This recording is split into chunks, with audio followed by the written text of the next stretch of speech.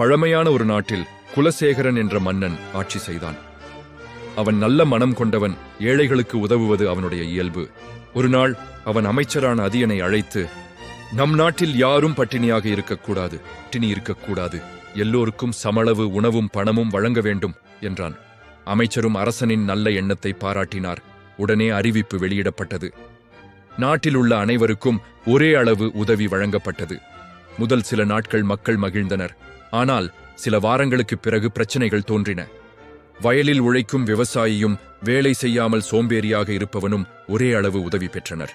உழைப்பாளிகள் மனம் உடைந்தனர். நாம் உழைக்கிறோம், அவர்களும் உழைக்கவில்லை, ஆனால் இருவருக்கும் சம உதவி கிடைக்கிறது, இது நியாயமா என்று கேட்டனர். நாட்டின் பொருளாதாரம் மெதுவாக சீர்குலைந்தது. மக்கள் உழைப்பை குறைத்தனர். அரசன் எப்படியும் உதவி தருவான் என்ற எண்ணம் பரவியது. இதைக் கண்ட முதிய அறிஞர் ஒருவர் அரசனை சந்தித்தார். மன்னா, உங்களுடைய எண்ணம் நல்லது. ஆனால் எல்லோரின் பண்பையும் சூழலையும் அறியாமல் ஒரே விதமாக உதவுவது நல்லதல்ல.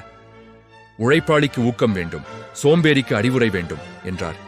அரசன் சிந்தித்தான். தன் தவறை உணர்ந்தான். அடுத்த அறிவிப்பில் அரசன் புதிய திட்டம் கொண்டு வந்தான். உழைப்பாளிகளுக்கு அதிக ஆதரவு, திறமையாளர்களுக்கு ஊக்கத்தொகை, ஏழைகளுக்கு வேலைவாய்ப்பு, சோம்பேறிகளுக்கு பயிற்சி மற்றும் கட்டுப்பாடு. சில மாதங்களில் நாடு மீண்டும் செழித்தது. மக்கள் உழைப்பில் மகிழ்ந்தனர். அரசன் மக்களிடமிருந்து பாராட்டை பெற்றான். அரசன் தனது மண்டபத்தில் குரலை சுவரில் பொறிக்கச் செய்தான். நன்றாற்றல் உள்ளுந் தவறுண்டு, அவரவர் பண்பறிந்து ஆற்றாக்கடை.